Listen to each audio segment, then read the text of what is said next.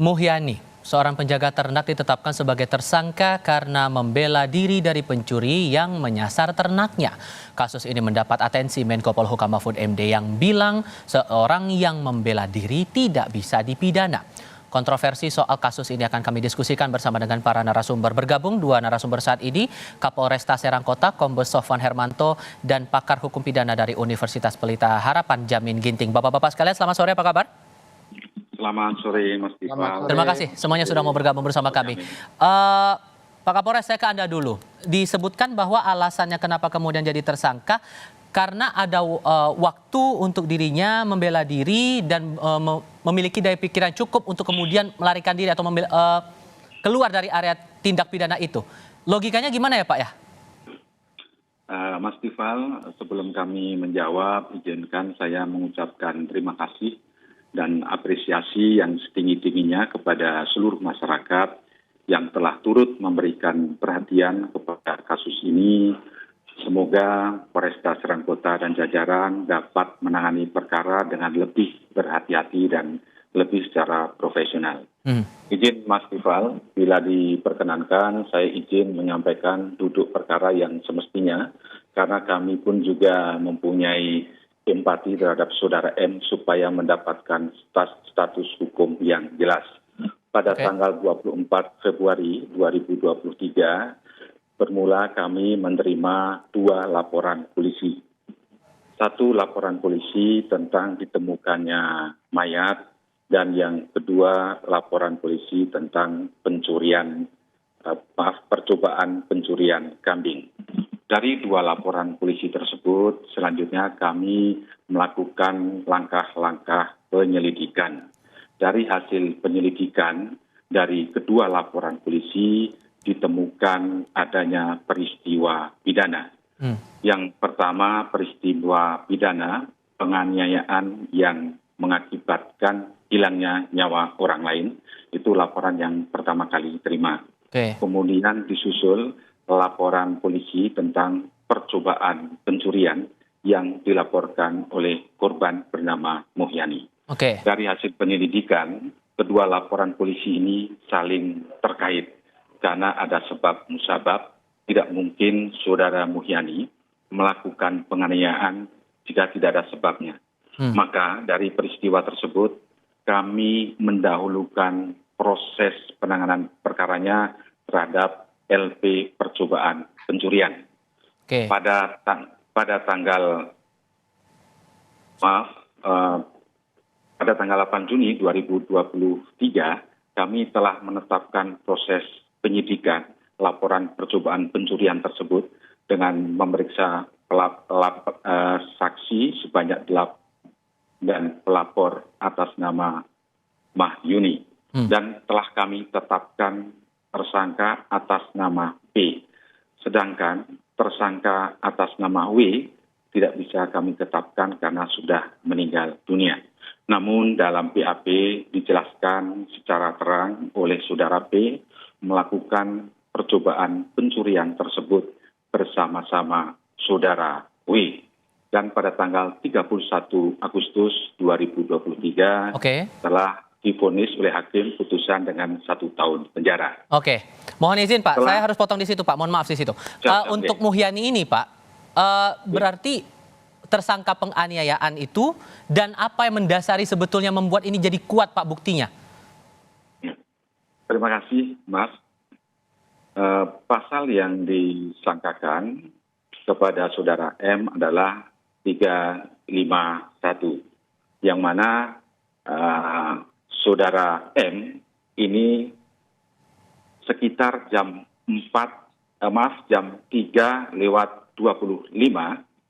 mendengar ada galon yang jatuh yang mana memang sudah dipasang. Saat itu posisi saudara M duduk di pojok untuk bersiaga, mana tahu ada pencuri yang masuk. Saat ada galon jatuh, kemudian saudara M berdiri dan mengambil gunting yang ada di dekatnya, menghampiri, mendekati, dan menusukkan gunting di bagian dada kepada pencuri yang sudah memegang kambing. Hmm. Atas dasar itu kemudian kami melakukan pemeriksaan. Oke, Dan tapi kan itu upaya untuk melindungi diri, Pak, dari tindak kejahatan. Kami melakukan pemeriksaan terhadap saudara M. Apakah ada bentuk-bentuk penyerangan terhadap saudara? Dan saudara M menerangkan dalam BAP-nya bahwa saudara W telah memegang golok. Kemudian saat itu kami mencari saksi yang lain untuk menguatkan saudara M. Oke. Namun saksi yang ada di lokasi hanya saudara P atau teman W. Saudara P saat kami pertanyakan seperti itu menjawab karena kondisi sangat gelap sehingga tidak melihat jika saudara W memegang golok. Baik. Oke. Dari perspektif ini Pak Jamin yang Anda cermati itu gimana? Masuk akal tidak untuk penetapan M ini sebagai tersangka? Ya, jadi ini adalah orang yang membela diri dalam konteks KUH pidana itu namanya nutwir ya. Jadi ada dua persyaratan orang dapat membela diri. Pertama, azasnya adalah memiliki proporsionalitas, ya, artinya harus seimbang. Nah, kalau kita lihat dari kasus ini memang tidak seimbang ya, antara satu pegang golok, satu pegang gunting. Jadi sebenarnya dia mempunyai kemampuan untuk mengatakan bela terpaksa. Yang kedua, azas yang disebut sebagai subsidiaritas. Jadi kan proporsional. Subsidiaritas itu satu adalah dua orang, satu lagi adalah satu orang. Jadi dia tentu tidak mungkin bisa melawan dua orang dengan satu memakai golok yang mempunyai keinginan mencuri. Yang ketiga yang perlu kita lihat adalah dia sedang menjalankan tugasnya untuk menjaga milik orang lain yang menjadi tanggung jawab dia. Nah, jadi dalam perspektif ini, kalau dilihat dari asas proporsional dan subsidiaritas, harusnya ahli menerangkan ini memahami ini sudah memang memenuhi, artinya tidak ada alasan untuk mengatakan ini tidak bela paksa, ya, atau nutwer. Ini adalah bela paksa. Nah, apalagi kalau di situ tidak ada orang lain. Nah, tadi ditanya minta pertolongan dan melarikan diri, tetapi ada dua orang dan pada saat itu jam 3.25 yang disebutkan itu mestinya orang sudah tidak ada, orang sudah tidur. Jadi tidak ada kesempatan lagi untuk meminta bantuan dari orang lain. Sehingga dari syarat-syarat itu tadi sudah tidak bisa lagi sebetulnya, gugur sebetulnya untuk penetapan status tersangka ini ya? Jadi harusnya waktu tadi kan alasan ahli yang menerangkan memenuhi unsur itu harusnya tidak seperti itu perspektifnya ya. Jadi ada alasan benar. Itu yang pertama. Yang kedua, matinya orang itu apa benar karena ditusuk atau karena kalau dia dalam konteks pidana akibat dari suatu perbuatan itu terjadi, contohnya karena ditusuk oleh gunting lalu dia ke rumah sakit pada saat itu. Tapi kalau dia tidak ke rumah sakit beberapa kemudian mengakibatkan dia luka dan lebih besar lagi, harusnya itu matinya bukan karena kematian itu. Dan itu harus di forensik. Jadi harus ada pemeriksaan terkait dengan matinya orang tersebut gitu. Kapan, jam berapa, waktunya berapa. Saya itu yang kedua. Yang ketiga, orang ini kan orang yang tidak mampu. Harusnya didampingi oleh penasihat hukum. Tindak pidana di atas 5 tahun, ya pasal 56 yang tidak mampu harus didampingin. Ini ada ketidakseimbangan yang saya lihat, kedudukan pembelaan orang miskin ini yang tidak mampu ini kepada orang yang tadi korban itu ya, tanpa memohon maaf kepada korban ya, karena dia sudah meninggal, menghargai dia juga ya tentunya. Tapi ini kan masalah penegakan hukum yang harus dilihat. Pak Kapolres, saya tahan di situ, Pak Jamin, mohon maaf. Saya tahan di situ. Dari beberapa perspektif yang disampaikan Pak Jamin tadi, Pak Kapolres gimana meresponnya? Perlu kami sampaikan bahwa kami dalam proses penyidikan mengumpulkan 4 alat bukti. Di antara yang pertama 11 saksi, kemudian petunjuk, yaitu ada kesesuaian antara keterangan yang satu dengan keterangan yang lain, sekaligus disinkronkan dengan barang bukti yang ada. Kemudian alat bukti yang ketiga adalah hasil otopsi dan visum et repertum, dan yang terakhir keterangan ahli. Itu dari hasil penyidikan kami. Kemudian perbedaan antara perkara percobaan pencurian dengan perkara ini, kami masih melihat dari sisi humanity atau kemanusiaan. Untuk perkara percobaan pencurian, Saudara P kami lakukan penahanan sejak ditetapkan tersangka hingga pelimpahan ke kejaksaan, termasuk menjalani proses sidang. Sedangkan terhadap kasus penganiayaan mengakibatkan hilangnya nyawa orang ini, dari awal kami tidak melakukan penahanan. Dan kami mencoba untuk mencarikan solusi dengan restoratif justice.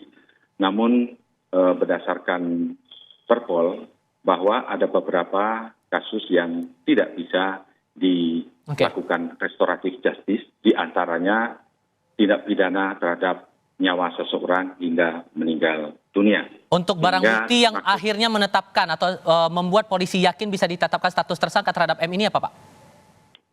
Yang pertama, gunting. Barang buktinya adalah gunting. Kemudian tali dan galon yang digunakan sebagai tanda jika ada orang masuk. Kemudian dari hasil otopsi termasuk hasil visum et repertum. Baik. Itu alat buktinya. Oke, Pak Jamin, dengan perspektif tadi mungkin juga ada bisa menambahkan tadi yang sempat terpotong. Pak Mahfud juga sudah menyampaikan bahwa seharusnya dia tidak dijadikan sebagai tersangka, tapi kasus hukum masih tetap berjalan. Jadi jalan tengahnya bagaimana? Ya, jadi begini.